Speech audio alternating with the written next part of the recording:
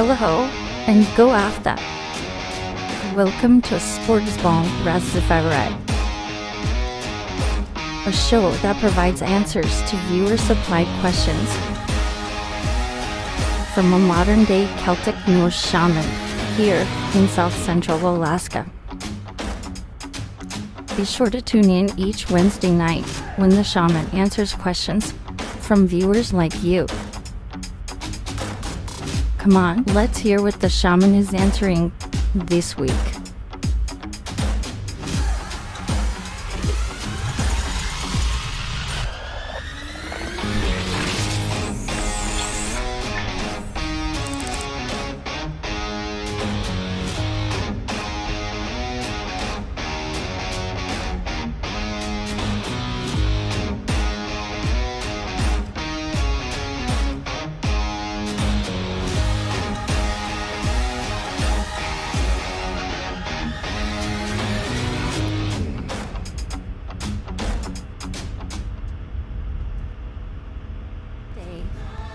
Someone's little girl, daughter, sister, girlfriend,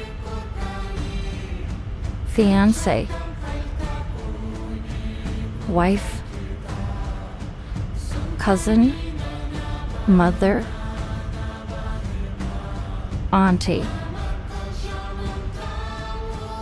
grandmother, great grandmother, elder, disappears, shattering, a family, a community, the world. There is something we can all do. Remember them.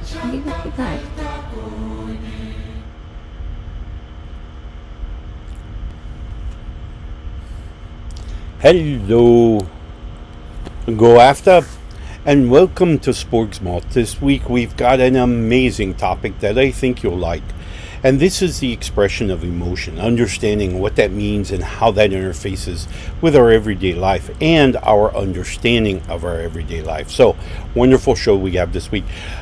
I want to start off by firstly and foremost saying thank you to all of you who have liked, followed, and subscribed. Thank you so much.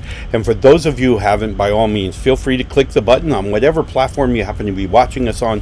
TikTok, Facebook, YouTube, Kick, Streamlabs, or obviously my absolute favorite, New Reality TV. NewRealityTV.com is that streaming channel dedicated to a plethora of perspectives of our spiritual journey that hopefully will resonate within you and you can find the peace that you've been looking for.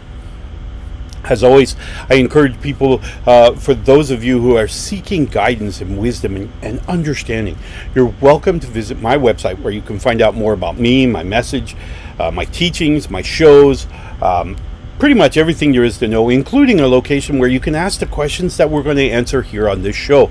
There is at NorseWhispers.com. Norse as in the Norse and whispers as in whispers.com. There you can actually scroll all the way down to the page. Look to the left, you see a big orange button. That big orange button says ask me a question. Enter your question there. If I pick your question to make a show out of, wait, over there, you get a free t-shirt out of the deal. I'll mail it to you wherever you are. So be sure to check that out and ask those questions. Finally, those of you may have some extra coins jingling around in the pocket and want to put them to good use. Have I got a great idea? Check out over here our donation site at pay.akwolfhefner.com. There you can actually make your donations as often and as much or as little as you'd like. That each cent goes towards the benefit of both the electronic platform and, of course, our visitation of people all around the world to help them to find their better mental space. All right. With that said, let's talk about our mission today. Our mission today is to talk about the expression of emotion and why that's so important. In the past, we've spoken about this thing that my ancestors explained to me as the horn of feeling.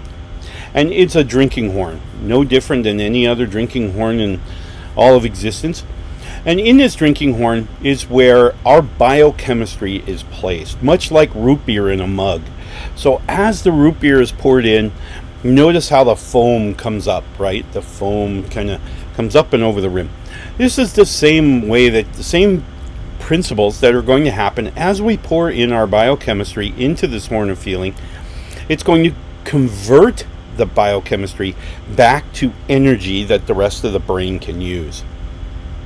So we're taking the chemistry that we've created down in our heart, remember, with all the hormones and all that stuff, we're going to generate up this biochemistry. It's going to come into the brain, it's going to come into this horn of feeling, and in this horn of feeling, it's going to convert itself back to bioelectricity. And the bioelectricity is now what is ultimately stored in the brain.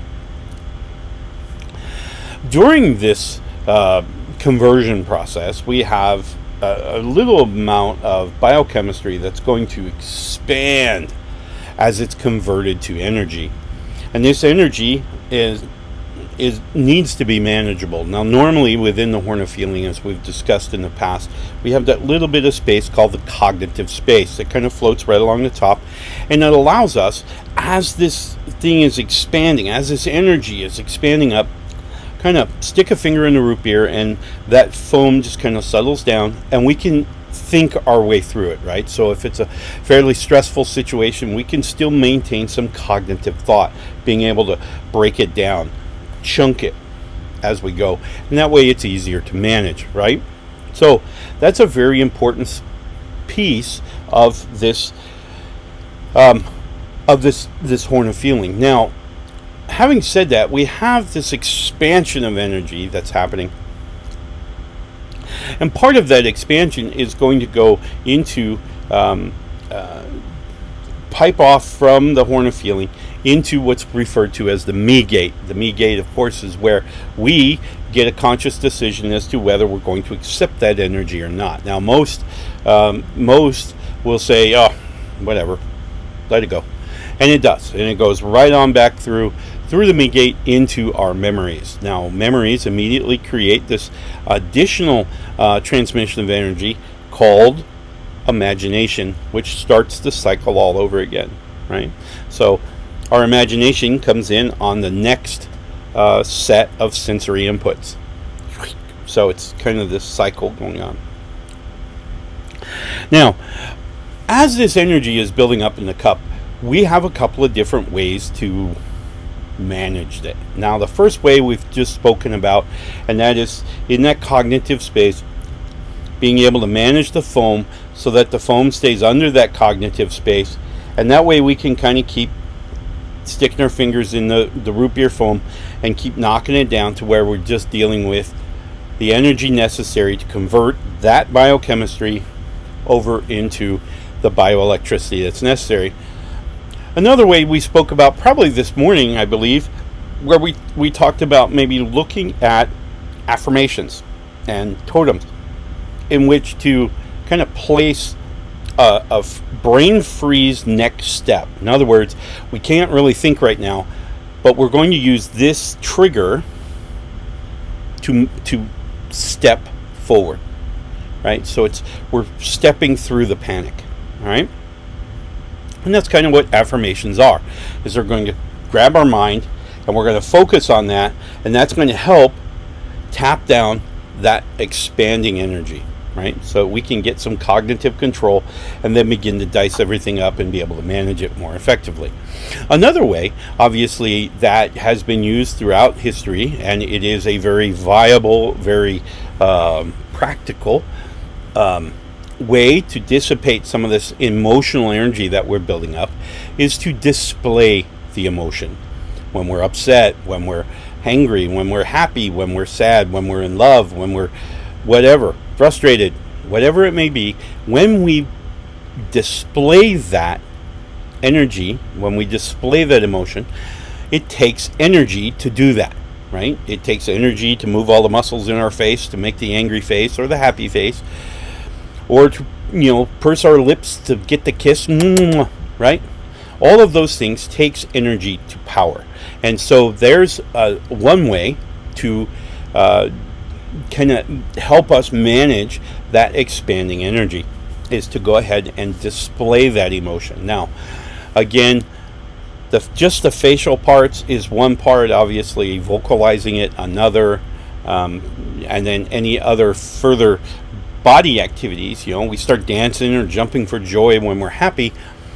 These are all ways that we can push that energy, expel that energy out, and then manage it in our mind, that then when we store it in memory, it doesn't have these really high voltage, I call them high voltage emotional signatures on it. In other words, we'll be just walking around, enjoying life, and then whammo, something touches that memory, and it has one of these high voltage charges on it. There we go, right? So whatever emotional state that we stored with this memory is what's going to be recalled when we touch it, right? So high energy happiness, we're going to get a real giddy feeling. We're going to just be happy with joy. We're going to celebrate all the things. Sadness, again, touch it, poof, we descend into more sadness and depression. Angry, same thing, right? So we got to be very careful that we don't store too much energy back in memory, and that's where displaying the emotions during the event, during the experience, we're displaying those emotions. That gives our body, or our mind most importantly, the ability to evacuate this energy, this high energy, so that nothing's stored that way. Super important when we think about maintaining our mental health, right? Because if we have those things, those little buttons that people are going to press, that environments are going to press, that are just going to get pressed. And what happens is, many people refer to this, I think the psychological industry calls it a trigger, right? So, and that's what it is. It's just a high voltage emotional memory. And we're going to press on it, and poof, we're back to the races again. Again, that imagination comes forward. It now processes it through all of our sensory input. It goes down to her, and we create this whole process again where when the biochemistry is again being converted back into bioelectricity, now we've got just way too much emotion. And most often than not, we find ourselves, once that horn overflows, the rest of the brain doesn't really know what to do with that energy, so it simply fires off whatever it's doing. So that could be any kind of anxiety, panic attacks, massive depression, all kinds of things, symptoms that the body is going to show us, up to and including blackout. Now, blackouts are another methodology at which the brain deals with too much energy, whatever energy it might be. As an example, one of the things that I studied kind of early in my career as a counselor is addiction, and certainly alcohol. Alcohol has the potential of creating an additional energy source in of itself. So it creates energy in several different ways. Firstly and foremost, it's going to adjust our mood, right? It's going to adjust that mood ring, and it's going to set energy with the stream that we're creating as we experience reality. It's already making adjustments as the energy goes down into the well of self. Well of self does not allow us, most often than not, to go all the way down to the bottom. Why? Because we're not our authentic self typically when we are under the influence of some type of substance, whether that be alcohol, drugs, any other kind of addiction. We typically don't allow that energy stream to go all the way down to the bottom of the well, thereby creating productive, beneficial biochemistry, right? So we're not releasing the right hormones in the system. And even when we do release the hormones into the system, because the alcohol's tendency to get into the bloodstream, it has a tendency to kind of throw off the balance, the pH balance of the body, which then throws off the chemistry within the hormones we just released, which means by the time this biochemistry actually makes it to the horn of feeling, it's really unrecognizable as where it started. The experience just doesn't look the same way. I mean, literally, if you could see these two side by side, you would see a totally different experience, and you'd be like, what happened there? we had this other fluid, we had this other effect altering the energy through either the manipulation of the biochemistry, or in this case the manipulation of the energy that's created here and at the horn of feeling. So we've got a lot of interactivity when it comes to alcohol and psychedelics and other influences within our body. Sometimes, if we're able to control this, if we maintain control, which is doable, which is completely doable, we can certainly do that. But when we do, we're controlling the amount of energy that's being made, and then obviously the amount of energy that we need to manage, right? So the amount of energy that's being created in the horn of feeling, now we're tapping it down and we're maintaining an even strain until the energy or the biochemistry is converted completely to energy. So alcohol, any kind of drugs, psychedelics particularly, but any kind of drugs, anything that's going to alter your consciousness. Now remember, when I say alter consciousness, altering consciousness is not a shamanic exercise. It isn't. Altering the consciousness happens all the time. We have daydreams, we have dreams at night, we have different states of mind throughout the day, and we are constantly altering our state of consciousness. So state of consciousness doesn't mean either conscious or unconscious. There's a whole spectrum that exists in between those two. All right. So while being conscious means that the consciousness is slid all the way forward, and we're actually minding all of our spirit, our sensory input, and we're processing that, we're doing it, and we're focused on it. We've got some level of control. When it slides back, and typically this is when we're sleeping or daydreaming or unconscious in some way, that consciousness is going to slide back, and now it's going to be in contact with the spiritual brain, and we're going to actually be able to communicate to some extent to the spiritual realm.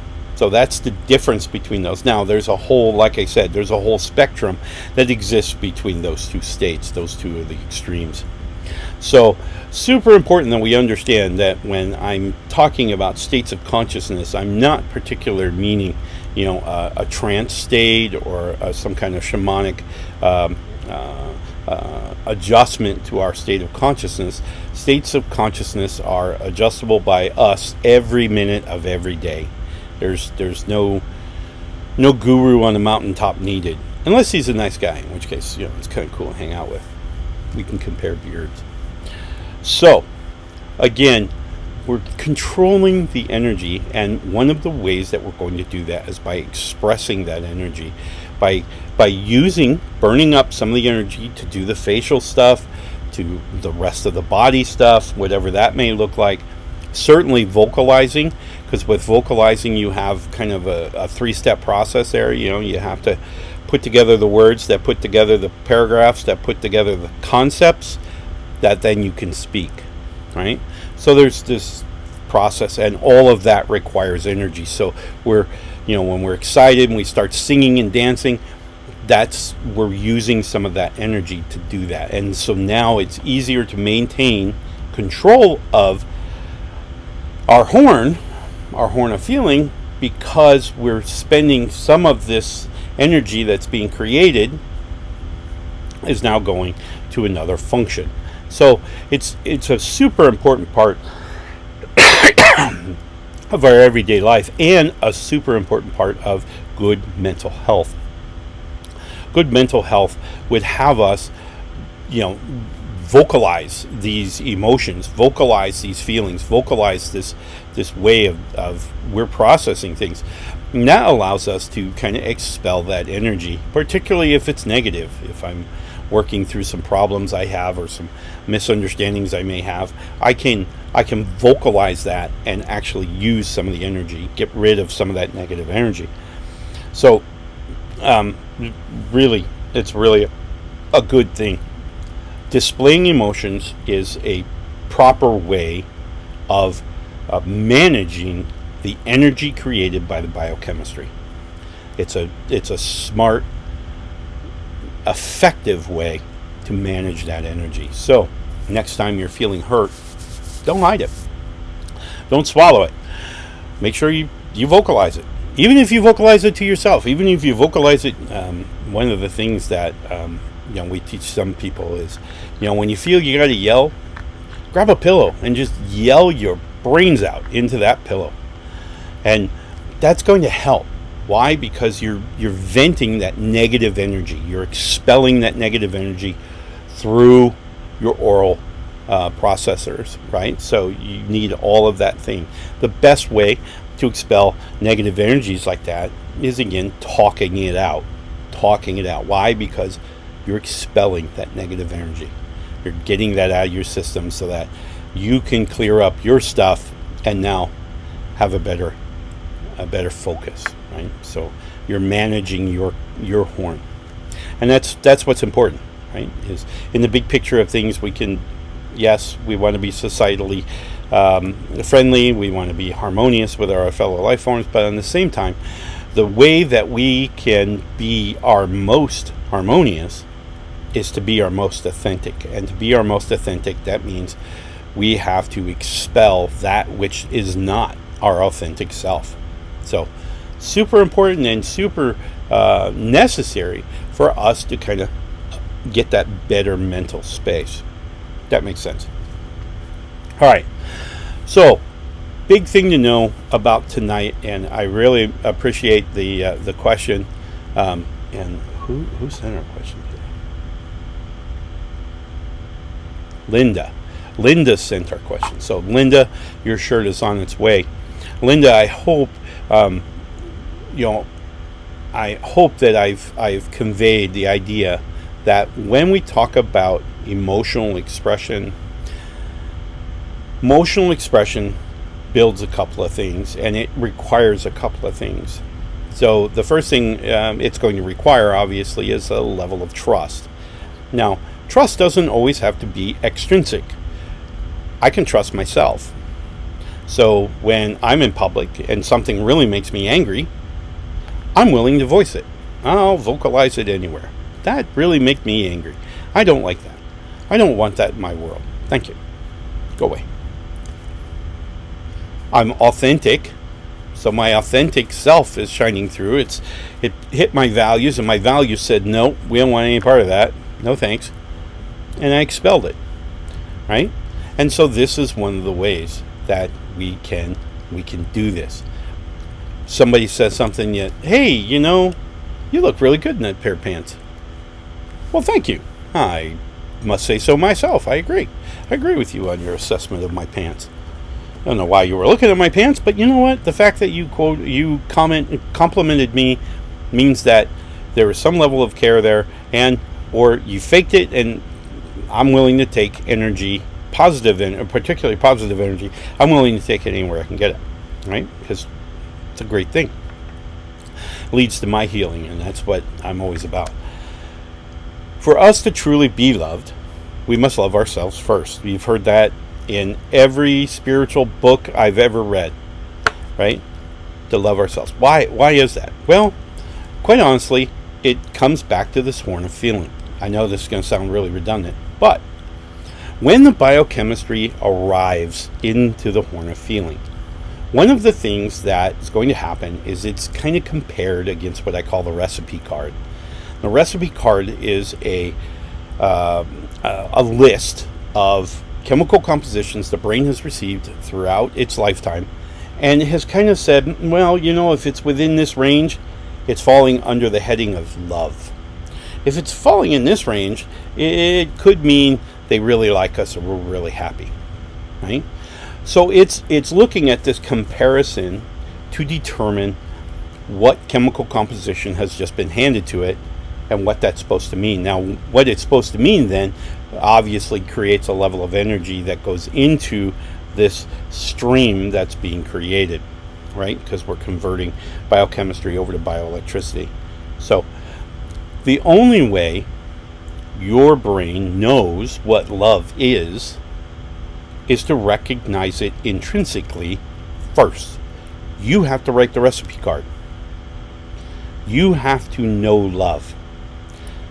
Loving yourself creates a pattern in our recipe card that says, hey, if I feel this, this, this, and this, that's love, baby. Right? And so that's how our brain identifies our different emotion stacks, is this recipe card that we will build throughout our lifetime. It starts when you're very young. It'll constantly be updated. It's written in pencil because most of it's spent erasing. And like in our teenage years, it's a mess, right? Because we can't. There's hormones in there that shouldn't be there, and we got all kinds of chemistry that we're creating that we really don't understand what it means and what it's supposed to do. So a lot of these things are going to really create chaos in our recipe card. But ultimately, you will come to a place in your life where your recipe card is more or less set. Now, granted, it changes as we age and we grow into different situations. That recipe card, again, it's written in pencil, so we can erase it and change it. So, but again, the way we're going to recognize love is that we express love to us first. Then other people, when they send energy to us, that our brain then converts and goes through the whole process. And when it arrives at our horn of feeling, we look at the recipe card and go, hey, the energy they just sent, that's love. Bing. That's how we recognize it. So, in my odd way, I will agree with every spiritual book that's ever been written that says, for someone else to love you, you have to love yourself first. Well, that's true. You have to know what love is. And love is different for different people, but the energy remains kind of constant. And we can identify that energy by its signatures. So, it's a good thing to know. So, emotions, good. Displaying emotions, good. Letting people communicate about emotions is good. As we communicate back and forth, we're receiving each other's energy and bouncing it back and forth, and we're having that intercession where we're exchanging energies and we're exchanging emotions. It's a wonderful opportunity for us to really harmonize with another human being. So, good stuff. All right, Linda, I hope that answered your question.